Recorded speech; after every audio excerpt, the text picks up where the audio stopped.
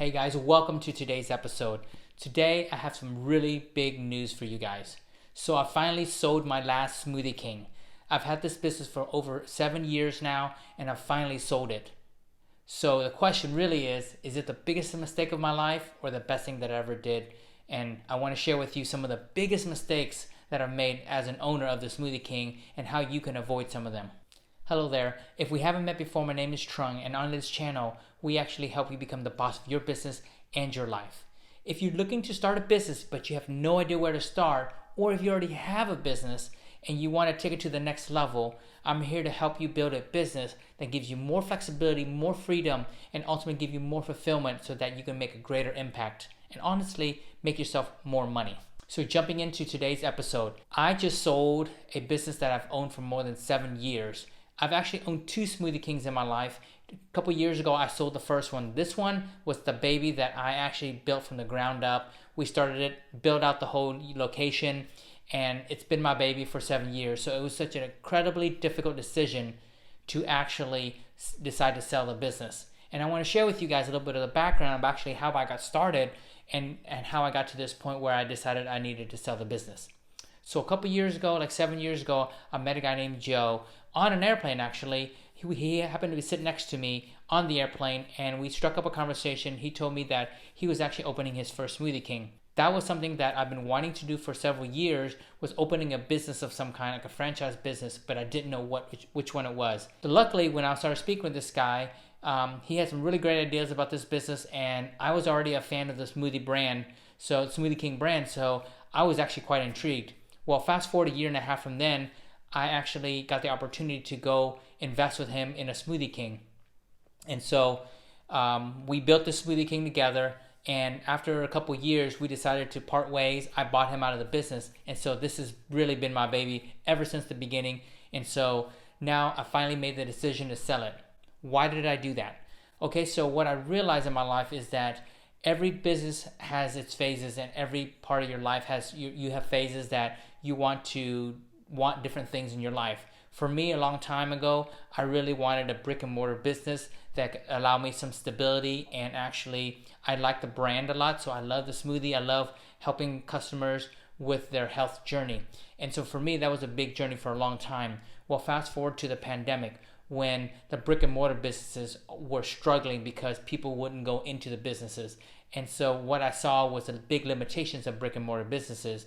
And so I decided that I wanted to build a business that was more COVID resistant, but also more agile, so that when things change in the world, I'm able to adapt and change much faster.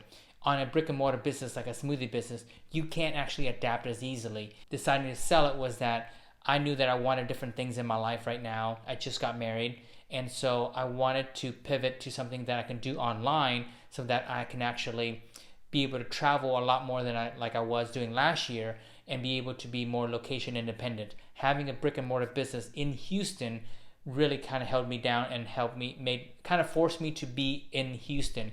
I want that flexibility to be able to shift locations and be able to be in other parts of the United States or even the world. And that was a big driver for me wanting to sell this business. Another big reason for me to sell this business is that I wasn't enjoying it anymore. And when you realize that your heart is not into something, that's when you realize that you need to kind of walk away from the business. A lot of people hold on to a business way too long and they need to let it go because it's not serving them anymore. What I realized was that I have to let go of things in my life that is not serving me anymore. This business was not serving me anymore. And so I knew I needed to let it go.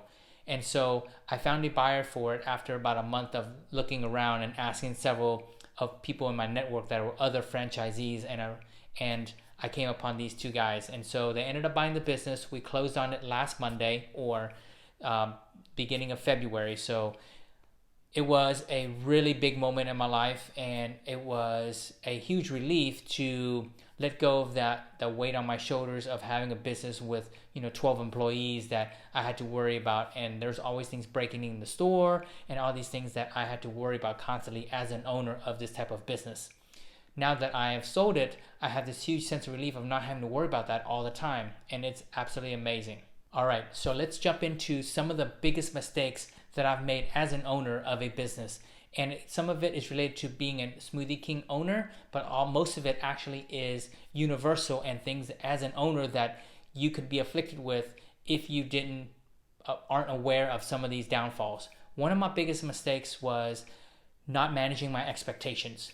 What does that mean? So when I first started owning the business and working with minimum wage employees, as in industry, food service related industry, most of the people made a little bit higher than minimum wage.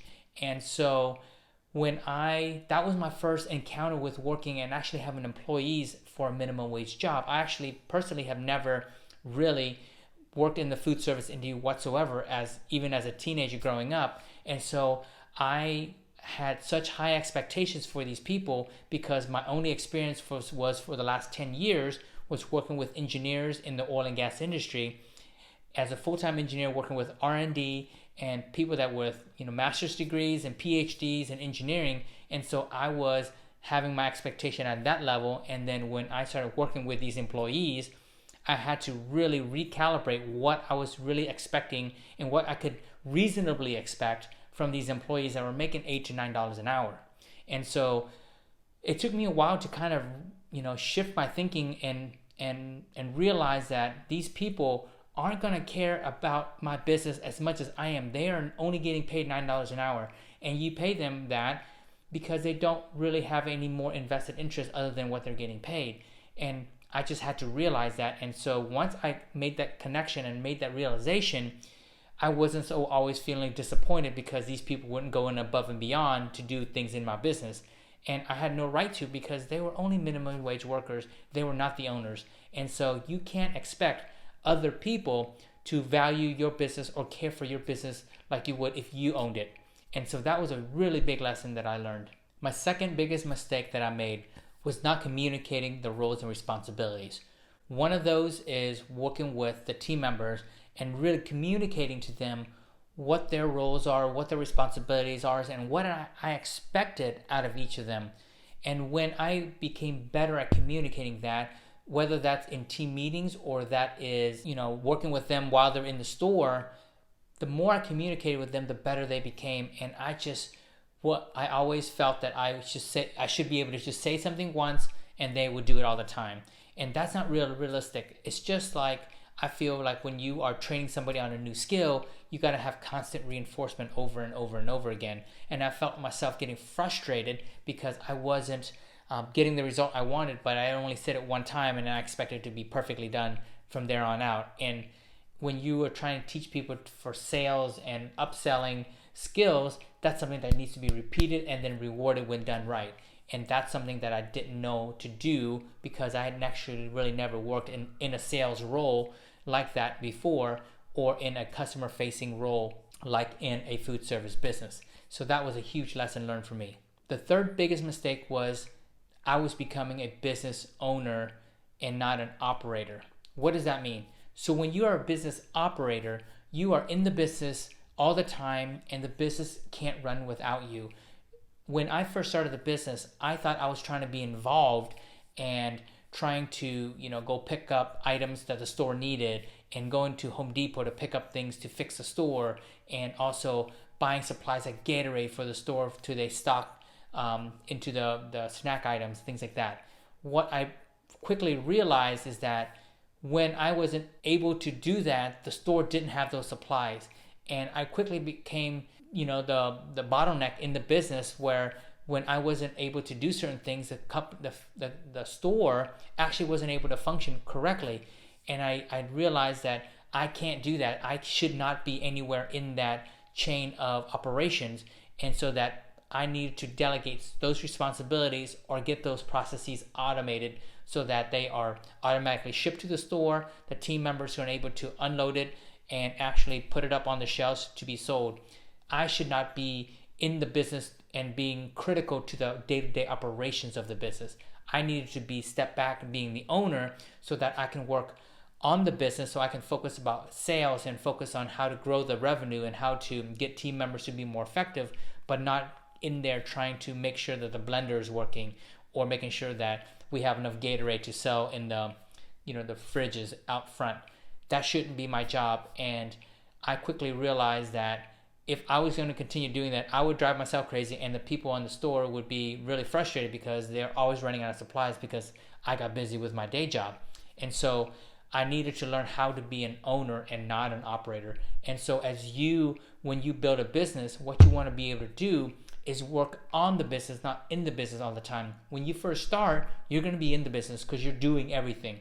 But the goal is always to build the systems in place, build a team so that you're working on the business where you're growing the business, but the day-to-day operations of actually getting the day-to-day work done can be delegated and can be given it to your team so that you can actually scale the business. Because if you're the only one doing everything, you're the operator of the business, you're always going to be bottlenecked and you can only grow so much. The next biggest mistake was not being resourceful. A lot of times in the beginning of the business, when something happened, I would really just get so frustrated or thinking that the sky was falling all the time. And then as the years progressed, I realized as an entrepreneur, all you're doing is just solving problems all day. And there's always some kind of problem to be solved in the business, whether it's marketing or whether it's operations or whether it's personnel or things like that. So you as an owner or an entrepreneur, you need to learn to be resourceful. And being resourceful is trying to use all your abilities and the network that you have around you and the people and the resources you have to solve your problem. What I realized is when I had financial issues in the business and I struggled, I learned to become so much more resourceful because it really pushed me, because the easy things that are low-hanging fruit to be able to solve the problem were not available to me. And so I had to reach out to my network to figure out how to solve it. And it made me dig really, really deep and ask different questions. And it helped me ask, how can I solve this? What is another way to solve this problem that I haven't thought about? And when I started asking those questions, that's when I became really, really resourceful, and I was able to solve a problem that probably 2 days before I thought was going to be impossible, that was going to be the end of me and I would have to shut down the store or whatever. But by asking a different question, I was able to, discover a different side of me and become, the solutions and the problem solved itself when I just asked a different question. And the biggest mistake I think that I made in the business was not firing people soon enough. This is something that is going to be a major lesson that I've learned that I'm always going to hold on to and I'm always going to remember, because this one kind of hurt me the most. Tony Robbins or somebody famous said, it's not who you didn't hire, but who you didn't fire. And so the key is there were some people that I knew I should have let go a lot sooner. And the fact that I didn't let them go ended up hurting my business down the road, because they were either a very negative energy in the business or, talking and not giving the customer the service that they really deserved. And so that really down the road hurt my business. The reason that I didn't fire them was for reasons that I thought were my limitations about, I can't replace that kind of person. It would be very difficult to replace that person. So I didn't do it.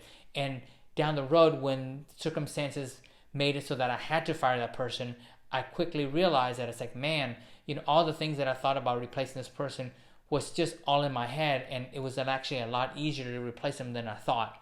And so it really hurt my business a lot longer than it should have. When these people are in your business, you need to let go of the ones that aren't working out and do it quickly. The quicker you do it, the quicker you get to the next person that's really going to be the right fit for your team. And so that was honestly one of the biggest lessons I learned in this business from owning this business, and my team members that I should have fired probably 5-6 months prior to them actually leaving really hurt my business a lot, and I knew I should have done that. So those are some of the biggest mistakes that I've made as an entrepreneur and as a Smoothie King owner. But overall, I am actually so grateful for the experience of having owned that business for 7 years. I've made over several $1 million in revenue from the business, and I've been blessed because I've learned so much about being an entrepreneur, leading people instead of just being a manager, but honestly leading a team and inspiring them and building the team that I did. I'm super proud of having gotten to do that, but also the privilege of being able to lead them and actually build a business to the level it is today, and actually having sold it for a massive profit. So it's been such an amazing journey. I've grown so much as a person. I've learned so much about myself because this has probably pushed me harder than any other type of business I've ever owned in my life. And I am happy that it's done what it has in my life. I'm ready to let it go. So, I'm going to look back on these years with a fondness, and hopefully you guys down the road are able to build a business where you can down the road walk away from the business and sell it for a profit where it could set you up for your next phase of your life. So in summary, this is honestly one of the best decisions I made, to actually sell the business. It is sad because it was my baby for many years, but as all good things, they all must come to an end. And I really did appreciate what I got out of it and what it's done for my life. So in all, I'm actually happy that I did it, and I hope you guys got a lot of value out of it today. So if you guys haven't already done so, please subscribe and give it a thumbs up if you enjoy the content. And again, guys, please share it with somebody that you think would get value out of this, or that are looking into entrepreneurship and want to grow as an entrepreneur. We have content every week sharing all this kind of entrepreneurial tips and tools and strategies to make your life the best it can be with entrepreneurship and building a business and building the life that you truly want. So thank you so much, guys. I hope I'll talk to you guys soon. Please let me know what is your biggest mistakes that you've made in your business that has taught you the most. Take care. Bye-bye.